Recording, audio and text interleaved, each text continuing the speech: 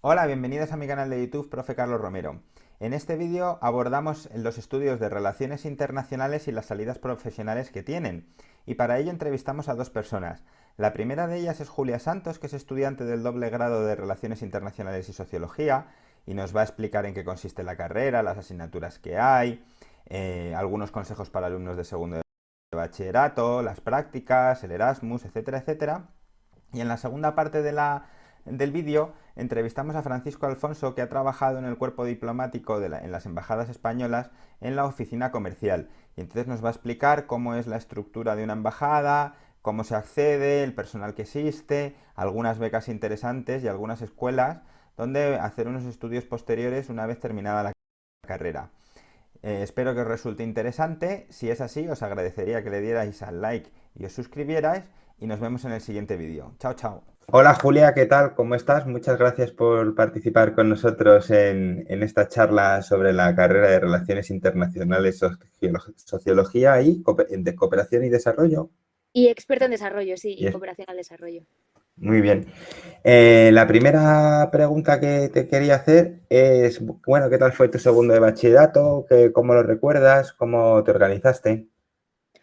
Hombre, yo recuerdo el segundo bachillerato como un año un poco atropellado, ¿no? Porque era como todo bastante rápido, es un ritmo al que no estamos tampoco muy acostumbradas de tener que darlo todo y que si no lo das todo, pues mal, ¿no? Porque pero a la vez lo recuerdo un año como bastante bonito, bastante divertido. También es un año muy de cambio porque ya te sientes como más fuera del Lourdes que dentro, ¿no? O sea, ya estás como casi con un pie fuera y como pensando en que el cambio de etapa que viene justo después y como que siempre están ahí esas dos cosas, ¿no? El todavía estar muy dentro del Lourdes y muy dentro del instituto porque tienes que terminar y tienes que estudiar mucho ese año y dar mucho Hmm. temario y todo, pero también fuera porque ya estás pensando en lo que viene después. ¿Y tú lo tuviste claro lo que vino después? O sea, ¿cómo decidiste que ibas a cursar Relaciones Internacionales? Bueno, yo la verdad que tuve claro el ir por la rama de ciencias sociales porque yo quería estudiar ciencias políticas, ¿no? O algo Ujú. relacionado con las ciencias políticas. A mí me gustaba, yo creo que lo que mejor se me daba más que hacer exámenes y eso era hablar en público, me gustaba cuando había que hacer una exposición y como que quería dedicarme pues a algo que pudiese utilizar también un poco como mi voz y los conocimientos y expresarlos así. Entonces, yo quería hacer ciencias políticas.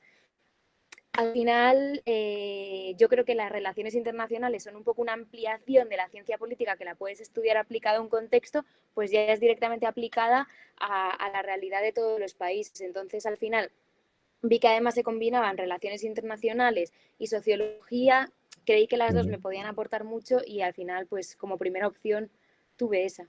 ¿Hubo alguna persona que influyó en ti en elegir Relaciones Internacionales o fue tu propio proceso de decir, no, es que como es algo relacionado con la política, pero en la esfera internacional y eso en realidad me mola más, pues me meto ahí?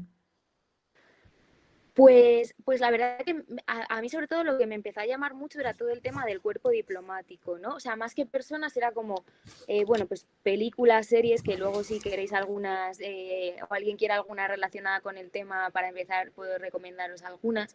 Y veía la realidad, también leer, hablar, ¿no? O sea, yo creo que me influyó mucho la asignatura de historia y la asignatura de economía también, o sea, un poco como todo mezclado y ver cómo la importancia que habían tenido pues las relaciones internacionales, el diálogo, o sea, sobre todo en los últimos años, el diálogo que habían empezado a tener los países, ¿no? Cómo las embajadas cada vez tenían una importancia mayor. Y fue lo que yo creo que dije, jo, es que esto es importante, ¿no? Es que ya cambiar el mundo, si alguien tiene un interés de cambiar el mundo, hacerlo solo desde un país es bastante complicado, porque ya sabemos que hay una estructura de todos unos procesos que son mucho más complejos. Entonces decía como, yo quería cambiar cosas, o sea, eso lo tenía claro. Era como, yo quiero cambiar algo en el mundo y vi que a través de ahí, pues a raíz de ahí podía quizá abarcar más o conocer más para cambiar más cosas.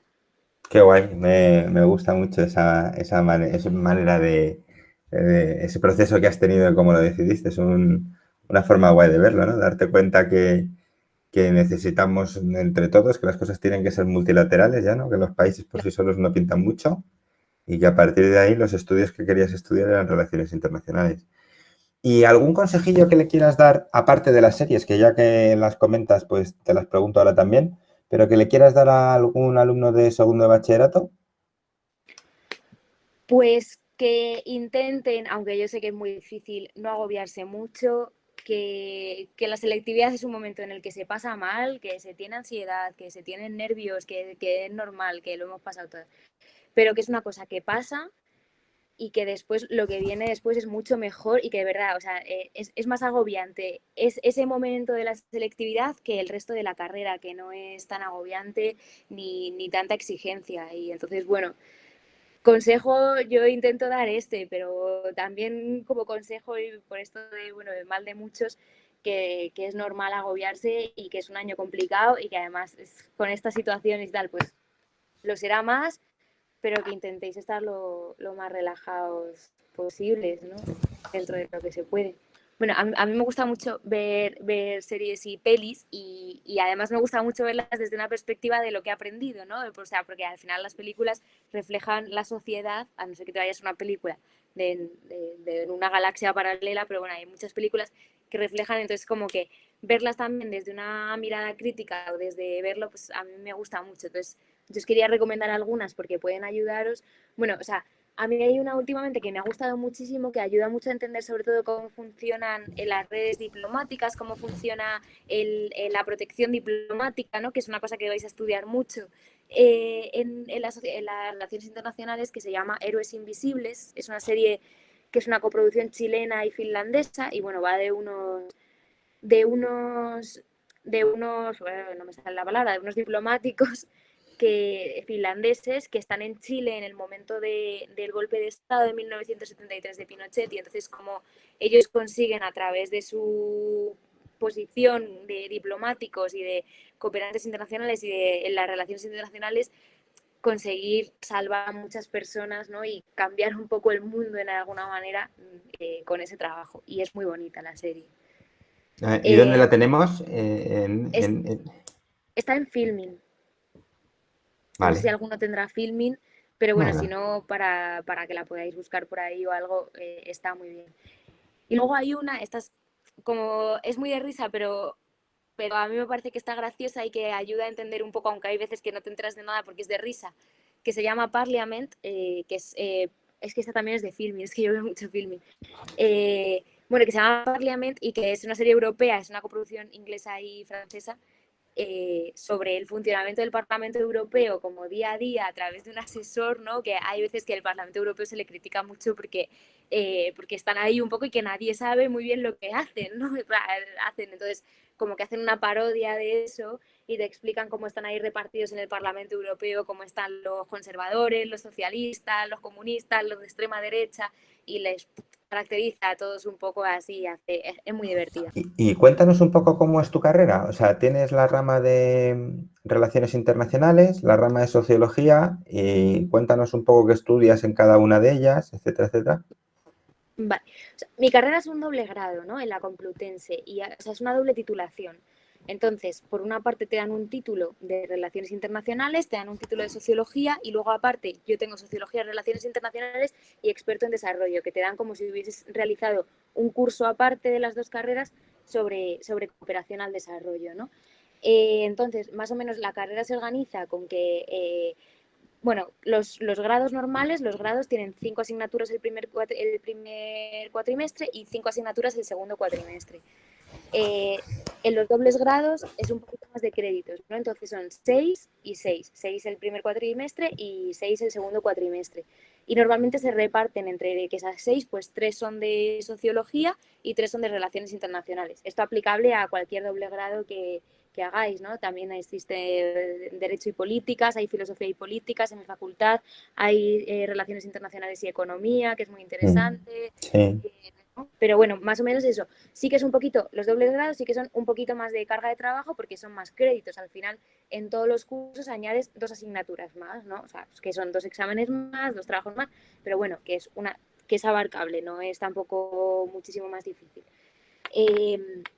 Y son un añito más. O sea, mientras que los grados son 4 años, las dobles titulaciones en la Complutense, porque hay otros sitios donde las dobles titulaciones sí que las hacen en 4 años, pero en la Complutense son de 5 años. Ujú. Y bueno, ya lo que he aprendido en cada una, bueno, o sea, a mí me encanta, me apasiona la sociología y me apasiona las relaciones internacionales y creo que la combinación es muy interesante.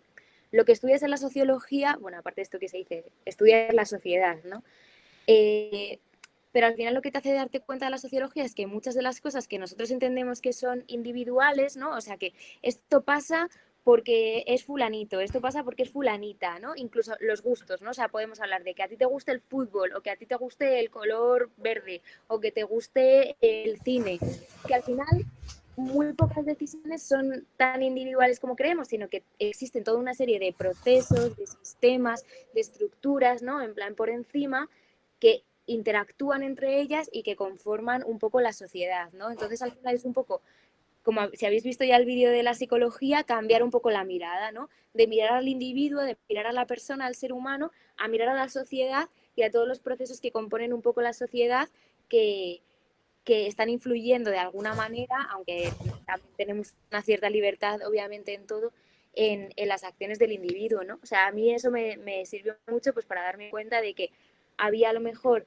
cuestiones que siempre las había mirado desde un punto de vista pues individual, incluso de mí misma, ¿no? Yo creo que también es hasta a mí me pasa esto porque soy Julia. Bueno, no, igual me pasa esto porque soy Julia, porque soy mujer, porque tengo estos años, porque vivo en una sociedad española, porque soy blanca, porque soy... O sea, como que hay toda una serie de estructuras más que están condicionando. Y Ujú. yo creo que eso, además añadirle las relaciones, o sea, una vez que ya tienes ese conocimiento, añadirle las relaciones internacionales y saber que además lo que comentabas antes del multilateralismo, ¿no? De que ya muy poco tiene que ver con un solo Estado, sino que cada vez los Estados estamos más conectados, más interdependientes, ¿no? O sea, cada vez nuestras vidas entre diferentes Estados se parecen un poquito más. Entonces, si tú ya conoces las estructuras y además conoces el sistema internacional, ya te da como para ir, no me gusta decir predecir, porque obviamente no es una ciencia predictora ni somos adivinos de nada, pero a lo mejor te permite ir prediciendo un poco los comportamientos de los individuos, ya no solo aquí, sino en otras partes del mundo, ¿no? Y comprender las sociedades de una manera mucho más, o sea, mucho mejor. Comprendes ya no solo a los individuos, sino el funcionamiento de las sociedades de una manera más clara, yo creo. Y ya una pregunta, ya, pues, ya es que me dan ganas de, ahora que te tengo una socióloga con relaciones internacionales, ¿cómo vamos a salir de toda esta historia en la que estamos metidos? Hacia dónde camina el mundo? Porque da un poco de miedo todo.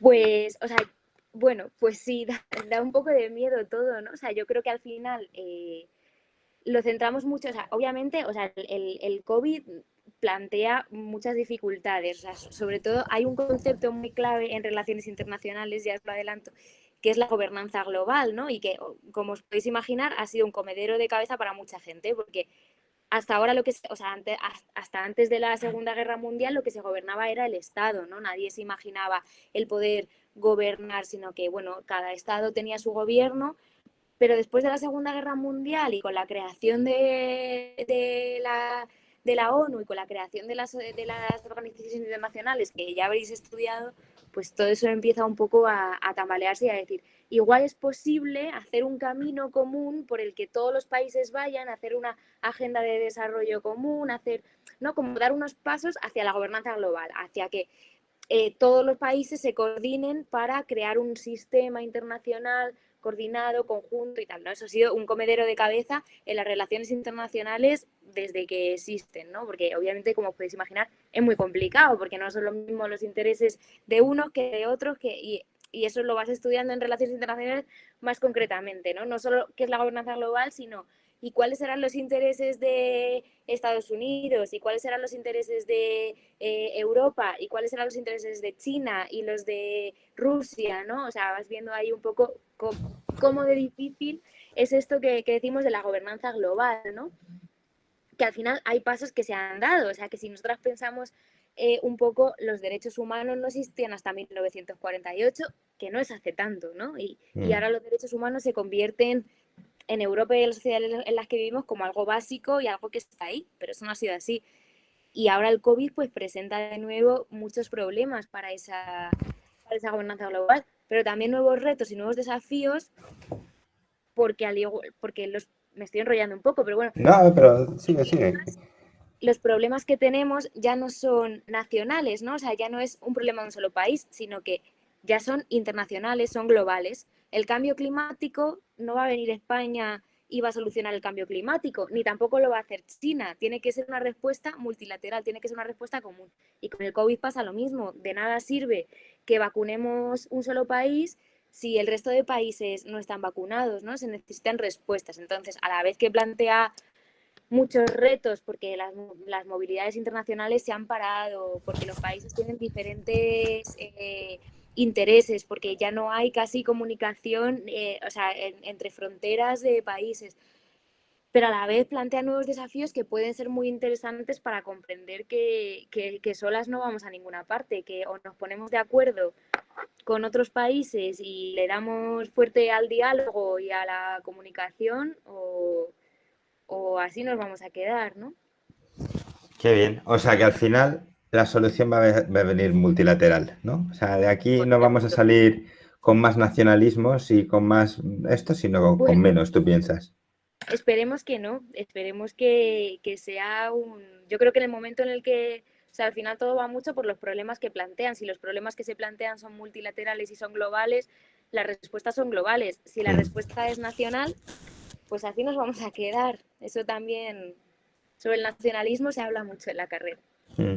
Y entonces estoy así, por lo que nos estás contando, en relaciones internacionales y en sociología tienes bastante carga de historia, ¿no? O sea, un poco para entender pues las situaciones de cada país, pues tienes que ver un poco historia universal, ¿no? Como historia de todos los países. O sea, eso será Muchísimo. una parte gorda de la carrera, ¿no? Y Sí, o luego, sea, dale, dale. no, no, y no, luego había pensado que otra parte gorda debe ser también un poco un tema económico, ¿no? Las relaciones económicas que hay entre unos países y otros, las relaciones de producción, de recursos, yo qué sé, el petróleo o de otros Hmm. recursos productivos que haya en unos sitios o en unas regiones, ¿no? ¿Cómo conforma eso luego las relaciones internacionales, ¿no? O sea, bueno, o sea, efectivamente la parte de la historia, sobre todo en el primer y en el segundo año de carrera, es fundamental. O sea, si os gusta la historia, vais a ver mucho, y eso, mucha historia universal, mucha, porque para comprender dónde estamos ahora hay que saber dónde se ha estado en el pasado, ¿no? Hay que saber eh, cómo se forman las Naciones Unidas, cómo se forman las organizaciones internacionales, que no son algo que haya existido siempre. Entonces tienes una parte muy importante de historia, tienes también una parte, o sea, yo creo que el primer año combina toda la parte de historia, hay una asignatura que se llama Historia Contemporánea Universal, me parece, o Historia Universal Contemporánea, bueno, creo que es uno y dos, o sea, hay dos. Luego hay una parte muy importante de teoría, es decir, mientras que estás aprendiendo de la historia, ves que esto va para todas las personas que quieran estudiar una carrera de ciencias sociales o de humanidades, en la mayor, dirían todas, pero voy a decir, en la mayor parte de las veces no hay una única manera de mirar las cosas, sino que siempre hay diferentes escuelas que han interpretado la sociedad internacional de una manera o de otra. Es decir, en las ciencias sociales no estamos estudiando átomos, ¿no? O sea, un átomo, pues yo nunca he visto un átomo, pero bueno, el que haya visto un átomo sabe que una vez que se le aplica una fuerza, el átomo se mueve y tampoco existe mucha discusión, aunque luego la hay, sobre esas cosas, ¿no? Sobre cómo reacciona un átomo, sobre cómo es, sobre cómo, ¿no? Porque lo puedes ver. Pero las ciencias sociales, cuando estamos hablando de sociología, cuando estamos hablando de sociedades, de cosas que no podemos ver tan claramente, eh, bueno, las cosas se complican un poco más. Entonces siempre hay diferentes teorías y diferentes maneras de ver las cosas que hay que estudiarlas también. Y no hay que estudiarlas tampoco desde, o sea, no es un rollo de me tengo que aprender esta teoría y esta y esta y esta y esta y esta y hacer memoria de todas, sino que tienes que ir conociendo pues, la teoría realista de las relaciones internacionales, la teoría de la dependencia, la teoría, ¿no? Hay como varias teorías sobre cómo se comportan los estados, no os las voy a adelantar. Y lo que digo es, no tanto aprendérselas de memoria, sino que es muy práctica la carrera también. Entonces te van a poner casos prácticos de, oye, imagínate que estalla una guerra entre este y este país, ¿no? O analiza la guerra que ha ocurrido, o analiza cómo está ahora integrándose o actuando los países de la Unión Europea. Y tú tienes que conocer las teorías y la historia Mm. para a lo mejor elaborar un informe de eso, elaborar un informe de qué está pasando, ¿no? Hay que aprender a mirar la realidad. Y la realidad, además, es una cosa que, igual que los átomos, no los vemos todos, la sociedad la tenemos todas en nuestra vista todos los días y la podemos observar. Pero la carrera de Relaciones Internacionales y de Sociología te da muchas herramientas para aprender a mirarla desde una perspectiva un poquito más atinada, ¿no? Un poquito más crítica también, ver cosas que a lo mejor no se ven a simple vista, sino que hay que recurrir un poco a la historia y a la teoría para verlas. Y bueno, en ese sentido, o sea, yo creo que la gran parte de la carrera es como historia y teorías, y luego, en cuanto a economía, sí que existe, o sea, de economía no se da excesivamente mucho. Tenemos una asignatura que es economía política, que la damos en 3 fases, o sea, hacemos economía política 1, 2 y 3. Yo creo que esa es el mayor contenido económico de la carrera.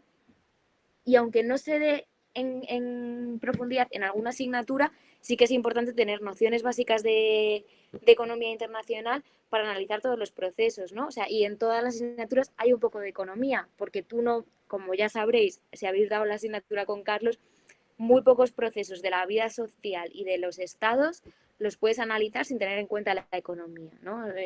Entonces eso, o lo tienes en cuenta o no estás dando bien con la realidad que estás intentando mirar. Y cuéntanos, ¿cómo fue, qué tal es la vidilla universitaria? Un poco te quería preguntar, pues, si has participado en algún movimiento universitario, que nos cuentes un poco por ahí, en qué te has estado involucrando en estos años, aparte de lo que es los estudios. Eso iba a decir, o sea, bueno, yo lo hago en la Complutense y doy la visión desde la Complutense porque la verdad que no conozco tampoco muy bien la realidad de otras universidades. Yo sí que os recomiendo la Complutense en este sentido sobre todo, porque, o sea, yo he aprendido mucho dentro de las clases de la facultad, pero he aprendido también muchísimo fuera. La Facultad de Ciencias Políticas y de Sociología, que es donde se da esta carrera de la Complutense, no está en Ciudad Universitaria, o sea, no está con medicina y con el resto de carreras, está en el campus de Somosaguas, que está en Pozuelo. Bueno, de hecho está ahí al lado porque está la casa de campo, o sea que os vais de la casa de campo a la casa de campo. Y, y bueno, la verdad que la vida universitaria que existe ahí es un micromundo, ¿no? No es tanto como CIU, sino que existen muchísimas asociaciones universitarias, existe muchísimo movimiento estudiantil, existe, bueno, o sea, yo he aprendido mucho fuera y he aprendido mucho, o sea, he aprendido mucho dentro de las aulas y he aprendido muchísimo fuera. Yo he estado desde que entré prácticamente, bueno, pues estuve en una asociación de estudiantes en la que hacíamos, bueno, pues desde actos y charlas y preparar así para los estudiantes, como acciones de bienvenida, dar a conocer a los estudiantes la facultad, bueno, un poco de todo, de movimiento estudiantil reivindicativo, un poco de todo. De ahí también me convertí en representante de estudiantes, ¿no? O sea, vais a ver que las universidades tienen todo un sistema de democracia interna también, donde las estudiantes tenemos mucho que decir, ¿no? Eso en el Lourdes también se practica bastante. Y bueno, yo he sido representante de la facultad en la junta de la facultad y te vas enterando de cómo se deciden los nuevos grados que se van a sacar, cómo se deciden, ¿no? Y estoy también representante de la propia Universidad Central de la Complutense como representante de mi facultad. Bueno, eso si alguno tiene como más interés, ya se lo cuento porque es un poco chapón, la verdad, para quien no le interese. Y bueno, o sea, en Somosaguas es la facultad que más asociaciones universitarias tiene de toda ciudad universitaria. Tenéis desde, bueno, la mía era una asociación universitaria al uso, sin más, pero luego hay una asociación LGTBI, hay una asociación feminista, hay una asociación ecologista, hay asociaciones de deporte para mujeres. Bueno, hay de todo, ¿no? Entonces la vida universitaria es muy rica. A mí me ha llevado a muchas cosas, he conocido a mucha gente interesante. Ahí no te quedas solo con tu clase, sino que conoces a mucha otra gente. También os tengo que decir que las fiestas en Somosaguas, cuando se puedan hacer, son famosas porque hay buenas fiestas, la verdad, en plan, y además son fiestas que las montan las propias estudiantes, ¿no? No son fiestas de la universidad que te ponen ahí un horario ni nada, sino que las propias estudiantes traen sus equipos de música y ahí hay fiestas, ¿no? Y bueno, ahora no, obviamente, pero bueno, que también es famoso por eso. Y yo creo vamos, yo diría que he aprendido muchísimo también fuera del aula y que si a alguno, bueno, pues le gustan estas cosas y eso, que a mí me podéis preguntar sobre asociaciones universitarias y eso cuando queráis, y que además que lo aprovechéis, porque es muy buena oportunidad, incluso de cara a las salidas laborales y de cara al futuro de la universidad, conoces un mogollón de gente, esa gente luego además se diversifica mucho, unos acaban trabajando aquí, otros montan un proyecto aquí, otros aquí. Entonces, cuanta más gente conozcáis, de más diversos ámbitos, mejor para todo, para pasároslo bien y para después trabajar. Qué bien, me encanta ese consejo, es un consejo guay. Y ya que entramos en el tema de las salidas, me gustaría un poco que me contaras, pues, qué opciones hay, por un lado, en relaciones internacionales y por otro, en sociología. Vale, bueno, pues empiezo por relaciones internacionales, aunque también están muy ligadas, o sea que Mm. relaciones internacionales, o sea, sobre todo lo que más vais a estudiar en la carrera es para trabajar en el ámbito público, ¿no? O sea, vais a dar también derecho, todo el derecho que vais a dar es público, ¿no? O sea, es para trabajar en instituciones internacionales o en instituciones que pertenecen al Estado. Eso es sobre todo lo que se os va a explicar de cómo trabajaríais, por ejemplo, trabajando en la Unión Europea o en la ONU o en la Organización Internacional del Trabajo o en ACNUR, o en el Comité de Derechos Humanos, ¿no? En cuestiones públicas. Eso es lo que más vais a trabajar dentro de la carrera, que no significa que sea la única salida. Aunque esa es la que más se da, existen también muchísimas, o sea, y han proliferado muchísimo por el mundo, por ejemplo, organizaciones no gubernamentales que se dedican a las relaciones internacionales profesionalmente, que son las ONGs, organización no gubernamental. Hay ONGs de todo tipo, de las que más os interesen. Hay ONGs humanitarias, hay ONGs que se dedican a trabajar con niños y con niñas, hay ONGs que se dedican a trabajar con personas migradas o con personas de otros países, hay ONGs feministas, hay ONGs de todos los tipos y colores, ¿no? Que trabajan en diferentes partes del mundo o que lo hacen incluso aquí en España. La carrera de Relaciones Internacionales está principalmente orientada a si os gustaría trabajar en algo de eso o en alguna organización internacional. A nivel, pues, ¿qué haríais? Pues sobre todo mirar la realidad, ¿no? O sea, elaborar informes, elaborar... Luego también se puede hacer mucho trabajo de campo. Yo me fui en el segundo año de carrera, yo me fui a hacer un voluntariado a un campo de refugiados en Grecia, ¿no? Y todo lo que yo había aprendido de la carrera, de la situación de las personas refugiadas, de la situación de todo, lo pude plasmar mucho ahí, ¿no? Pero al final era un trabajo muy de campo en el que tú estás ahí. Que si eso os gusta, es fundamental conocer la realidad para trabajar. Pero bueno, lo que es más la salida, así laboral a un largo plazo, no sería tanto el trabajo de campo, sino la elaboración de informes para conocer la realidad, para decir cómo se debe intervenir en este sitio, ¿no? O sea, al final, las personas que van a intervenir, sobre todo, pues, psicólogos, médicos y médicas, bueno, personas especializadas en el tema, pero quien va a dar las instrucciones de cómo intervenir en ese sitio vamos a ser nosotras, ¿no? O sea, nosotras Ujú. vamos a elaborar un plan de desarrollo, cómo cooperar con otro país, o sea, sobre todo es un poco, bueno, pues lo que he dicho al principio, de aprender a mirar la realidad bien y acertadamente para después cambiar las cosas.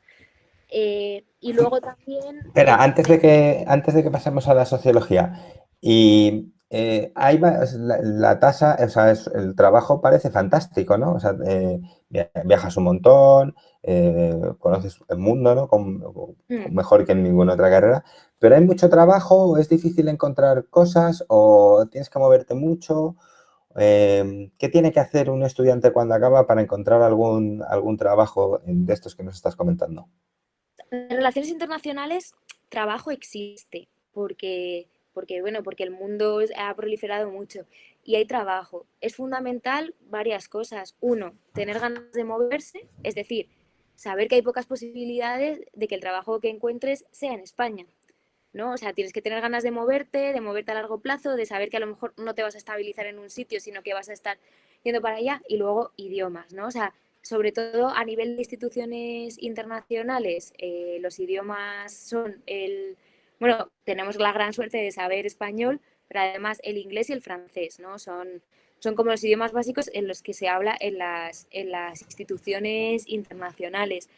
Y es fundamental para ello, bueno, esto, yo creo que hay que tenerlo muy claro, que es el tipo de trabajo que quieres. Si estás dispuesto a eso, yo creo que el trabajo existe, ¿no? O sea, sí que es cierto que, bueno, al final estamos ante una carrera de ciencias sociales, sabemos que, bueno, que la tasa de paro y que las cosas ahora mismo están un poco fastidiadillas, pero sabemos que también la cooperación al desarrollo bueno, y las relaciones internacionales son algo muy importante. Entonces, financiación existe. Yo ahora, por ejemplo, tengo unas amigas que han terminado la carrera y que se ha montado una especie de, bueno, una asociación, una ONG, para ayudar a personas saharauis y han elaborado todo un proyecto de desarrollo con mujeres saharauis y les han dado una financiación bastante importante, ¿no? Por Mm. parte de la Unión Europea. Con respecto a eso, entonces, si lo sabes buscar, yo creo que el trabajo existe. Hay Y que hay ser muy proactivo, idiomas, ¿no?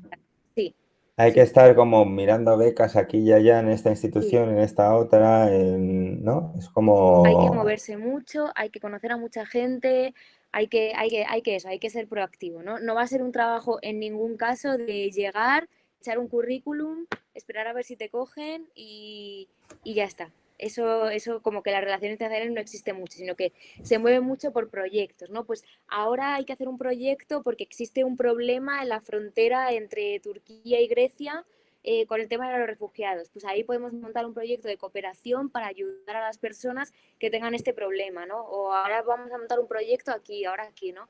Son, son cosas como mucho más, pues eso, proactivas. Qué bien. ¿Y las salidas así en sociología? ¿Cómo hay? Eso puede ser más local, ¿no? O sea, quiero decirte, hay Sí, más trabajo dentro de España. sí, bueno, o sea, de sociología realmente, esto sí que tengo que decirlo, hay poco trabajo. Porque no es una cosa así muy concreta, muy... O sea, que a mí me parece mal que se le preste poca atención a la investigación sociológica, porque creo que nos ahorraría muchos problemas, ¿no? Hmm. O sea, igual que le prestamos atención a la investigación científica de ciencias naturales, que es fundamental para absolutamente todo, creo que la investigación en ciencias sociales también es muy importante para que nos conozcamos como sociedad, sepamos qué problemas afrontamos como sociedad y como todo.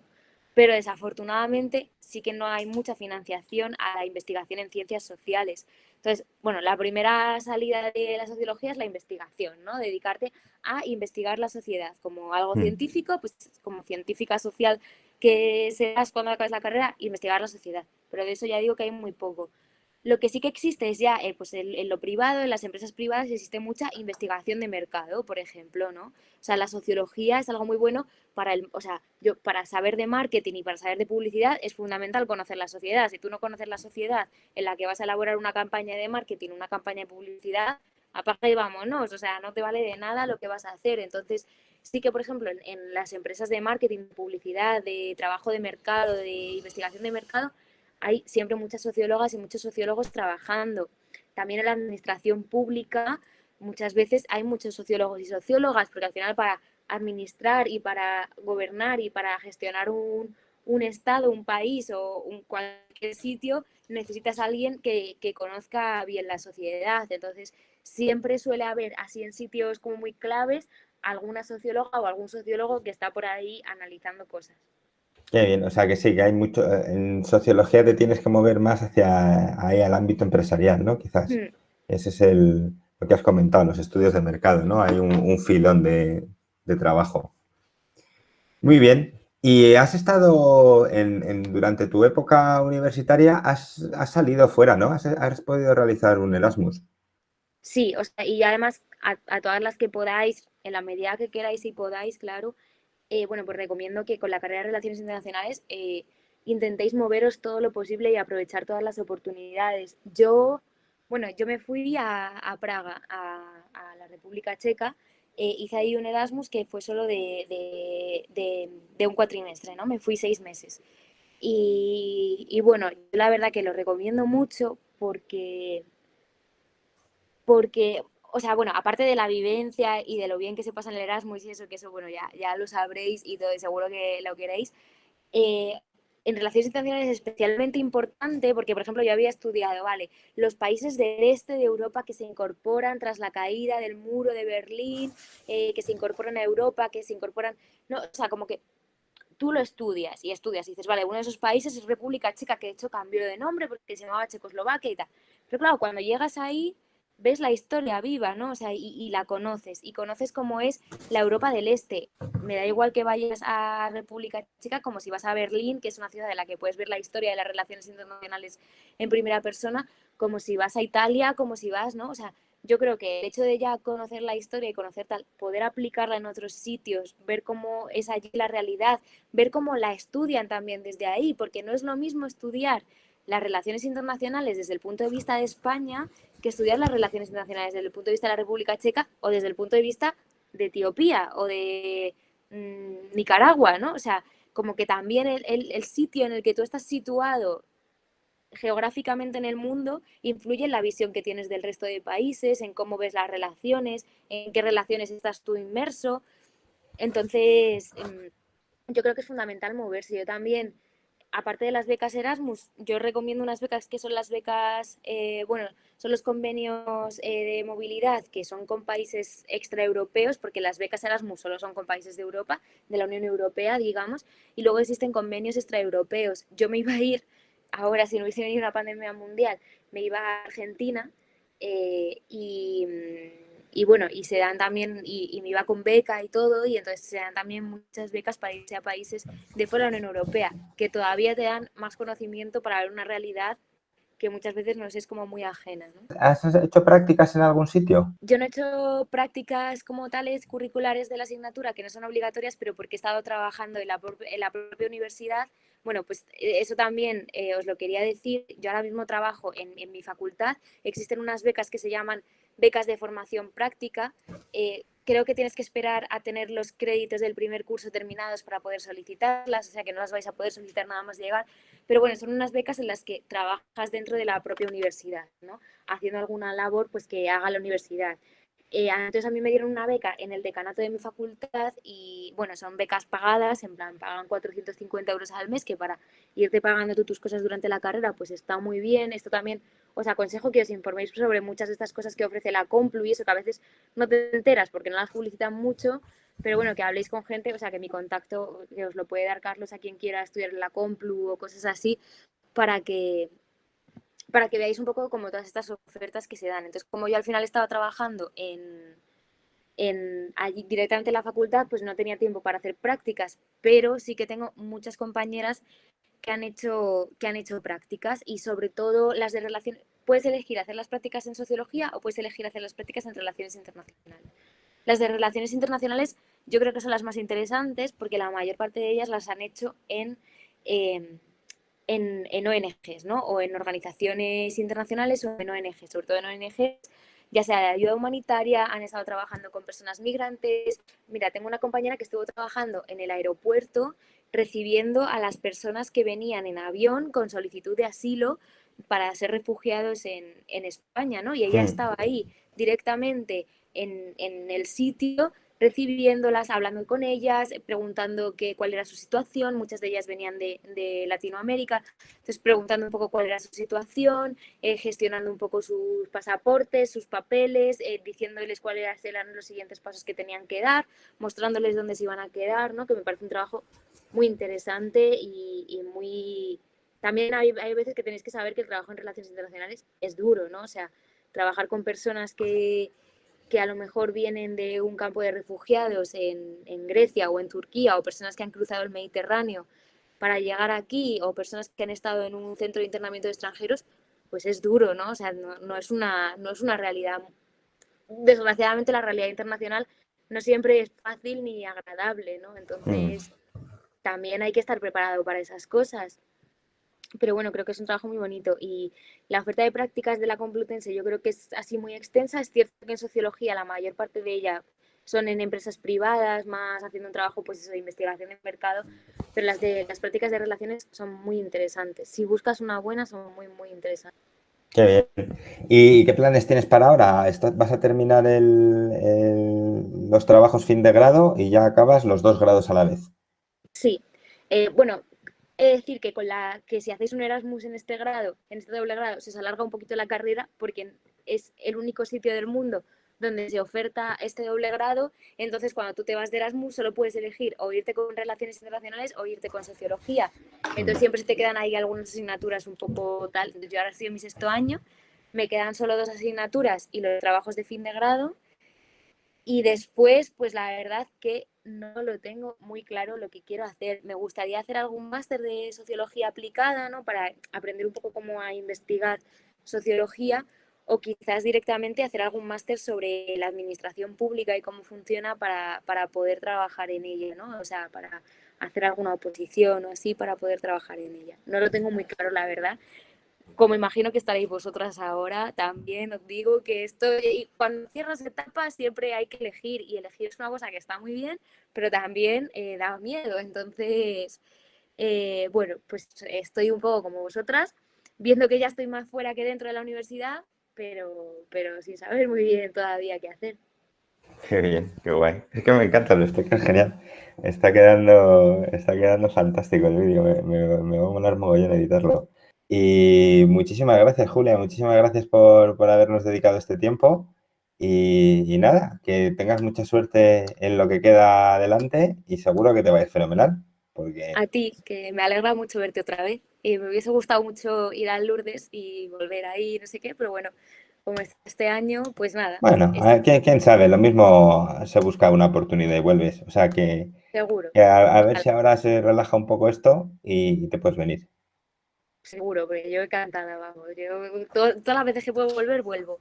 Así Así que que, nada, muy pues bien. mucho ánimo con lo que queda de curso, con lo que os queda a vosotras también, y que vaya todo bien. Y que si venís a la Complu, bueno, tenéis, o sea, de verdad, Carlos, que les puede dar mi contacto para lo que necesiten, que aunque no vayan a la Facultad de Políticas y Sociología, pues que yo conozco a bastante gente así de la Complu, si quieren alguna información sobre alguna beca, sobre cómo solicitar algo, que a veces el papeleo en la universidad, eso ya sí que os digo que os come un poco, eh, pues que me pueden preguntar, y que para eso estamos. Muy bien, pues te agradezco mucho la oferta y nada, ya diré, si hay alguien que necesite, pues yo le paso el contacto. Estamos con Francisco Alfonso, que es agregado comercial en las embajadas de España en distintos destinos, y nos va a explicar cómo funciona una embajada, qué personal hay destinado allí, cómo es el servicio exterior español. Así que, Francisco, muchas gracias por participar con nosotros y estar con nosotros en esta entrevista. Nada, encantado. En primer lugar, lo que quiero decir, Carlos, es que es un placer para mí colaborar en esta actividad de formación de tus alumnos, que considero que es muy interesante y que estoy encantado de que puedan beneficiarse de la experiencia de personas que han estado trabajando en diversos ámbitos. Pues te agradezco también tus palabras. Y la primera pregunta que te quería hacer en realidad es qué personal hay en una embajada, qué puestos hay, cómo está estructurada. Muy bien.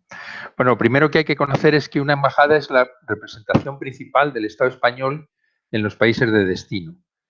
Entonces, es la representación oficial, el vehículo oficial de comunicación y más próximo que tienen los dos países para comunicarse en todos los tipos de cuestiones que quieran plantear. La embajada está dirigida por un embajador normalmente y luego está organizada en departamentos como es el consulado, como es las secciones administrativas, la sección de visados, después las agregadurías de diversos departamentos de la administración española que estén en ese país abiertas, que normalmente suelen ser la agregaduría de Economía y Comercio, que lleva las relaciones económicas y comerciales bilaterales con todos los países en los que está ubicada, y luego incluso en los que no está ubicada si son dentro de su zona de jurisdicción, porque hay varias oficinas, naturalmente, que claro, no se está en todos los países del mundo entero, pues entonces se tiene jurisdicción sobre otros países del entorno, en los cuales también estás acreditado. Y luego puede haber también otras agregadurías, como pueden ser de interior, también de la Policía Nacional, como pueden ser de seguridad, de agricultura, de ciencia y cooperación, en fin, de todos los aspectos de la embajada. En realidad es una representación en pequeñito del país en destino. Por tanto, puede ser cualquiera de las entes de la administración española, pues puede tener representación en una embajada. Y todo ello está dirigido, siendo el responsable máximo, el embajador. Claro. Sí. Sí. No, dime, pero continúa, No, que perdón. esto implica que haya dos tipos de personal. El personal que es funcionario, que está destinado en estos países y que rota naturalmente porque tiene unos periodos de turno que suelen ser entre 3 y 5 años, y luego el personal que está ya contratado en el país, que es el personal local, que este personal es mucho más estable porque eso pues, es personal que se ha contratado en esa oficina y no tiene un límite de tiempo de estar en el puesto, sino que tienen unos contratos laborales con los cuales están durante la permanencia de sus contratos. Y entonces el perfil de las personas que desempeñan tu labor, que es dirigir la oficina comercial de España Sí, en el extranjero, serían economistas en principio, ¿no? exacto. Sí, economistas que son los que han hecho la posición de técnico comercial del Estado o también diplomado comercial del Estado. Son las dos escalas que hay. Y para ser embajador, ¿qué formación suelen tener? ¿O para Bueno, los puestos de representación? normalmente son diplomáticos de carrera que pertenecen al Ministerio de Asuntos Exteriores y son nombrados embajador, pero como el puesto de embajador es un puesto de confianza del gobierno, normalmente en puestos en embajadas de gran importancia para el país, por ejemplo, para España puede ser pues Estados Unidos o Rusia o la Unión Europea o en países latinoamericanos como es Argentina, etcétera. En los países importantes, China, India, en fin, en los países que sean importantes para la política española, pues puede haber un hombre de confianza que pueda no ser un embajador de carrera, sino que es un hombre de confianza del gobierno que haya sido elegido por ese motivo. O sea, puede ser una persona cercana al partido del gobierno, en este Al caso. partido o al presidente del gobierno. No necesariamente al partido, bueno, si es cercana, ya es. O puede que tenga un nivel personal o académico que sea importante y que sea conveniente para, pero desde luego que tiene la confianza del presidente del gobierno o del gobierno en sí, en su conjunto. Y en esos destinos que son así menos estratégicos, digamos, Eso es, la mayoría de eso es, los embajadores serán embajadores de de carrera, carrera. ¿no? Que han hecho la carrera diplomática. Eso es. Y para acceder a la carrera diplomática hay que hacer unos estudios Bueno, en hay la que hacer una escuela de diplomacia. oposición, ¿Sí? exacto, ¿no? Tienes que ser licenciado en cualquier carrera, normalmente o derecho, o psicología, o ciencias económicas, en fin, empresariales, da igual la carrera en la que hayas elegido, y luego presentarte a la escuela diplomática y hacer que es una especie de curso, o más bien un máster, diría yo, aunque no tiene el título de máster, sino que es simplemente ir a la escuela diplomática y pasar 2 años allí de formación y aprobar la entrada, que es cuando ya te nombran diplomático de carrera. Vale. Aquí en el comentario fijado que tengo en este vídeo pongo un enlace a la Escuela de la Diplomacia Magnífico, Española para que los que vean el vídeo pues magnífico. tengan acceso. Alguna vez hemos hablado que existen algunas becas y planes de formación interesantes. En concreto, el Ministerio de Comercio, a través del ICEX, tiene algún Sí, plan de carrera sí, tú has querido. efectivamente. Hay un máster de comercio exterior del ICEX, que son 2 años para licenciados españoles jóvenes que acaben de terminar sus estudios y que te especializa en el comercio exterior. Y necesitas saber idiomas, eso es un tema muy importante, saber por lo menos 2 idiomas que se siguen. El inglés, desde luego, es uno de ellos. El otro, normalmente, como por facilidad, suele ser el francés, es el que más está extendido, pero puede ser cualquier idioma que pueda ser útil en regiones amplias del mundo, como puede ser el árabe, como puede ser el ruso, como puede ser el chino ahora, que está mucho más en boga, etcétera. Y luego haces este máster durante 2 años, máster formativo en comercio exterior, en todos los apartados de cómo es la política comercial española y de las actividades que se siguen en una oficina comercial de España en el exterior, y con ello pueden luego estar destinados como becarios en la red de oficinas comerciales españolas que hay en casi 100 países. Hay 90 y pico países en los que tenemos oficinas comerciales. Muy bien. Volviendo a una cosa importante que has dicho, el tema de los idiomas, ¿cuántos idiomas hablas tú? Bien, o sea, Bueno, a nivel no bueno. quiero ser en este momento un poco así. No, pero para hacernos una idea, porque es útil que, pues que la gente que está Bueno, empezando en hacer una pues yo carrera hablo diplomática. inglés, francés, que yo los hablaba desde siempre en el bachillerato, etcétera, y bien, en nivel superior alto. Tu lengua materna, naturalmente, que es también un idioma muy importante, porque el español es un idioma muy extendido en el mundo. Y luego aprendí polaco porque estuve destinado en Polonia y en esa época aprendí bastante bien polaco. O sea que podríamos decir que de forma más o menos normal, para mantener conversaciones y expresarse con propiedad, pues 4 si contamos tu lengua materna. También tengo conocimientos de alguno más, como el filipino, porque estuve destinado en Filipinas, el tagalo, o el árabe, porque he estado destinado en unos cuantos países árabes, y un poco el turco, pero eso no se puede contar como saber idiomas, sino simplemente saber lo básico para manejarte cuando vas a las salutaciones, digo, si vas a un restaurante o a un hotel, etcétera, cosas muy básicas, pero eso no es saber ese idioma. Pero Pero vamos, que vamos, lo que quiero decir es que la oportunidad de estar en el exterior a los licenciados españoles les da oportunidad de poder aprender un idioma más, sobre todo si están en regiones interesantes, como puede ser Turquía o como puede ser los países árabes.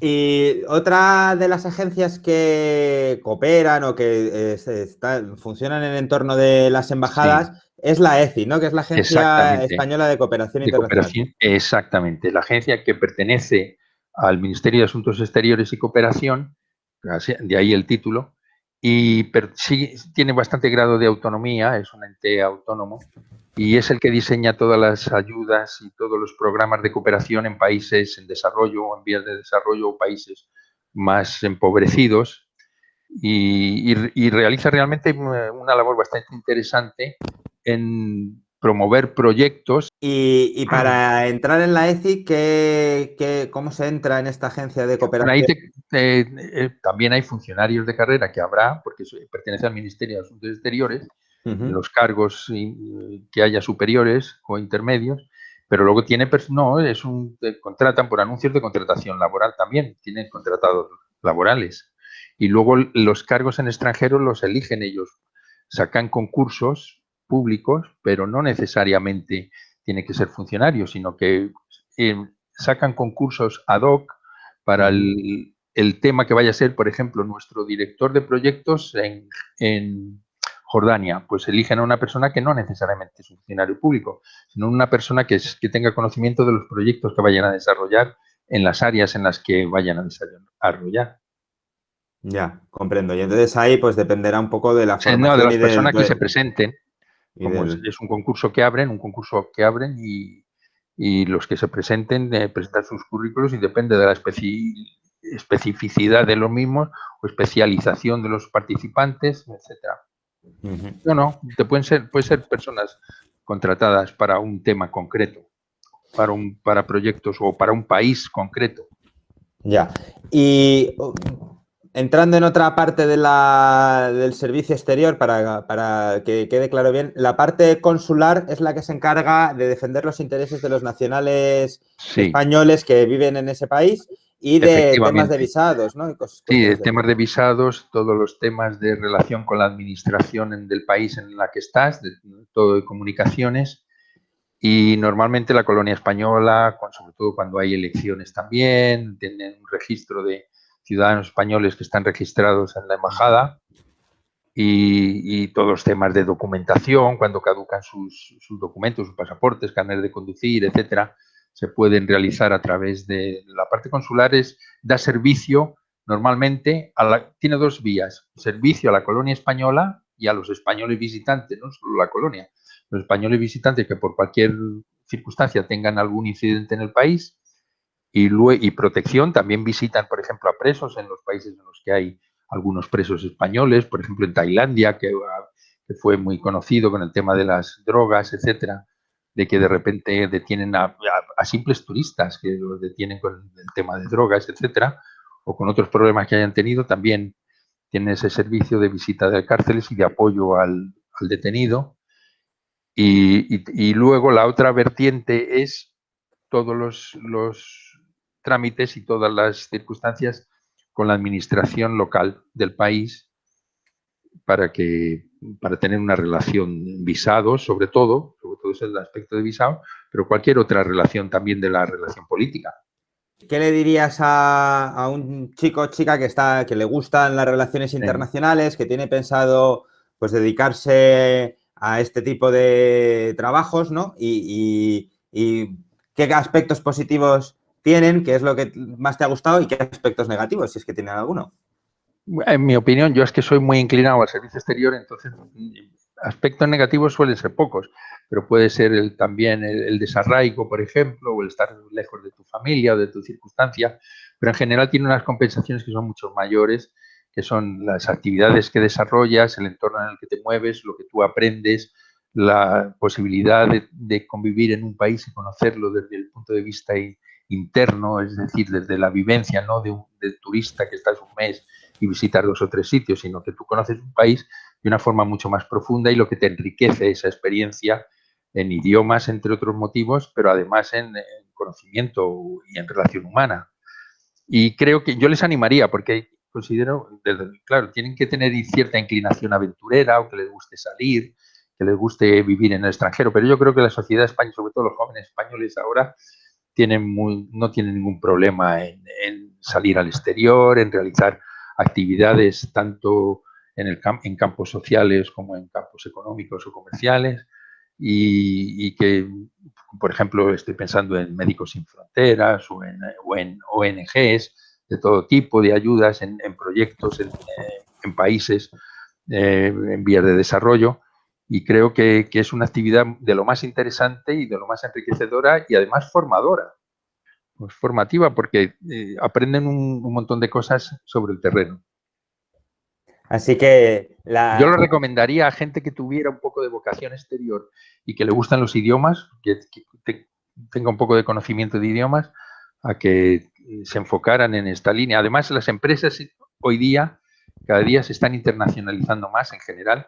Es decir, la persona que busca un trabajo en España, que encuentre una empresa que tenga una dimensión exterior, que tienen que ser las mayores porque es un poco la salida que hay en el mundo globalizado que vivimos hoy. Van a tener enseguida, o bien que tienen sucursales en Shanghái, por ejemplo, o en Hispanoamérica, bueno, en fin, en donde sea, pero que las empresas cada vez necesitan una dimensión exterior mayor, necesitan exportar, sobre todo, para poder sobrevivir en el mundo actual y además con la competencia y la globalización, pues necesitan competir a esos niveles.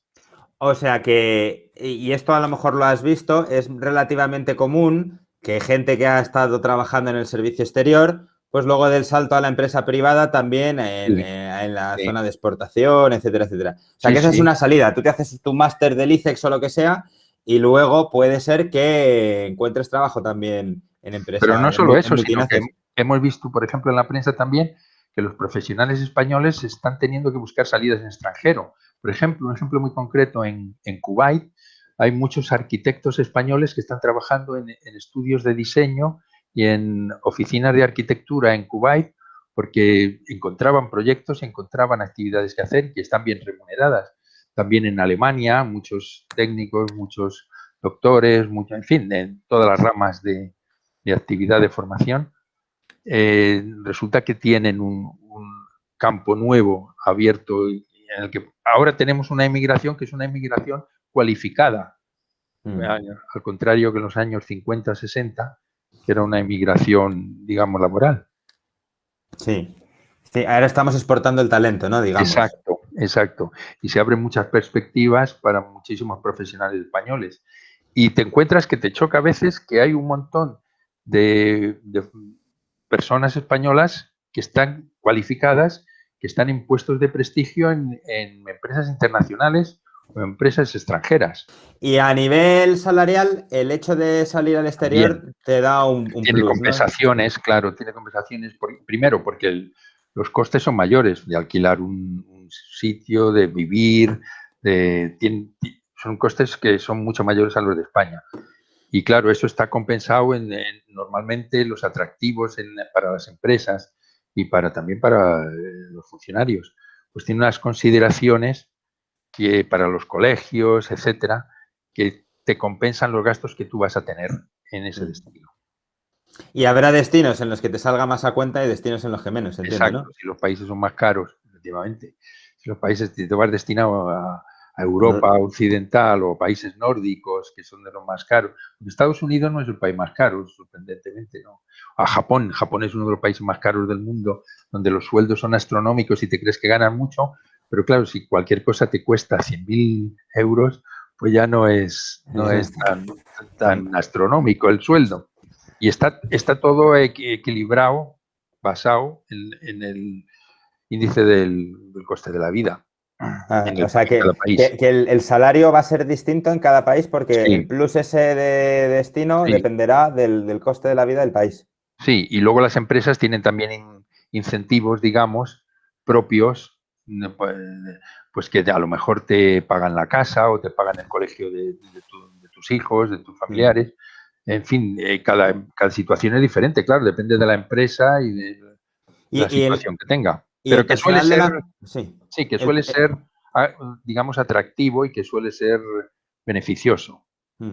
Y Entonces, el personal de la embajada no tiene... Bueno, el embajador entiendo que sí, ¿no? Que tiene una sí, el residencia que es embajador la tiene una residencia residencia del normalmente embajador. que pertenece al Estado español y él simplemente la ocupa y está de... Pero luego, aquí hay una diferencia entre exteriores y los demás. Exteriores yo creo que sí que tiene un complemento de ayuda a vivienda, que se llamaba antiguamente, que nosotros también teníamos, pero que ya no, ya ahora está incorporado el de unos coeficientes que es el índice del coste de la vida y otro coeficiente que en este momento no me acuerdo, pero que también de depreciación de la moneda. Hay dos coeficientes, depreciación de la moneda y el índice del coste de la vida. Y esos dos se combinan y entonces tu sueldo depende de multiplicar por esos coeficientes. Por tanto, de una forma, digamos, implícita, pero no es exactamente, es decir, no es que te den una ayuda exacta, toma estos 800 euros o 1.000 euros o 1.500 euros o lo que sea, para que alquiles una casa durante tu estancia. No, antiguamente era así. La empresa privada suelen estar mejores porque como es una empresa que tiene sus propias decisiones, no están restringidas por legislación nacional específica, pues los emolumentos son los que ellos consideran que pueden ser necesarios o competitivos para traerte un directivo a ese lugar. Sí, sí. Pero vamos, que suelen ser muy generosos. Vale. Incluso hasta te pueden pagar, que también es una actividad que es muy necesaria en países que no tienen muchas salidas de ocio, pues la cuota de miembro de un club social en el que te relacionas con la colonia española y con la colonia internacional, con los expats, que dicen que te pueden pagar ese club, la cuota del club, las Es, empresas, ¿eh? y eso debe ser bastante típico, ¿no? Sí, El sí, que los distintos cuerpos diplomáticos y tal, pues al final se ven en el trabajo, pero también se sí, ven eso, socialmente, socialmente, ¿no? socialmente en sus círculos que se muevan, o sí. Mm. Aparte de eso, todas las embajadas tienen actividades sociales muy importantes porque todas las embajadas tienen su día nacional y celebran su día nacional, invitan a todas las embajadas y como hay muchísimas embajadas, casi todos los días tienes una fiesta nacional de algún país, con lo cual estás, y luego nosotros tenemos las reuniones de las de los países comunitarios de la Unión Europea, total, que está siempre en diversas actividades comunitarias o internacionales, viéndote en muchos sitios con tus Y, colegas. y ya, ¿te ha pasado alguna vez que has estado en Polonia con Menganito y 10 años después te lo encuentras en Filipinas o en Dubái otra vez, hombre, que es de otro país, Menganito, quiere decir? Fíjate, no mucho, pero sí un par de veces. En la India, por ejemplo, pues tenía un amigo común que había estado antes, que estaba casado con una tailandesa, que este era parte de Cobra, que es la empresa de electrificación de ACS, como sabes. Estaban haciendo el metro en la India. Sí, sí me ha pasado, pero muy pocas veces, no creas que tantas. O sea, que No, luego al final... haces amigos nuevos en los destinos nuevos que luego, como son empresas y tienen una movilidad diferente a la tuya, pues no sueles coincidir con ellos. Es raro que puedas. A mí no me ha pasado casi nunca, pero sí un Y par de casos. habrás conocido gente de todos los sitios, claro, Sí, sí, en este trabajo, sí. entre los Tienes amigos diplomáticos. internacionales, sí, ¿no? Y amigos de empresas y amigos que te vas haciendo en los diversos de la colonia española, porque en estos sitios sueles estar también con la colonia española, que sobre todo con los que tienen una circunstancia parecida, que tienen hijos, que van al mismo colegio o que tienen o que coincides con ellos en diversas actividades. Y entonces, pues eso ya depende de tu inclinación personal, te haces amigo o no, depende de cada persona, pero con eso que te vas haciendo amigos, pues ya vas teniendo un círculo. Sí, Y luego sí, esos amigos sí que los ves. Sí, por ejemplo, eso que preguntabas antes, pues en Jordania nos hicimos amigos del director del hotel, de los hoteles Accor, que son de la cadena esta Novotel, los hoteles Accor, y luego estuvo en Kuwait y nosotros estábamos también en Kuwait y también seguimos siendo amigos y ahora está en Dubái. Sí, sí. Muy interesante la vida No, del sí, yo ser. recomiendo el sector exterior y la salida al exterior de los profesionales españoles porque creo que es muy interesante para ellos y además les abre muchísimos horizontes profesionales y económicos.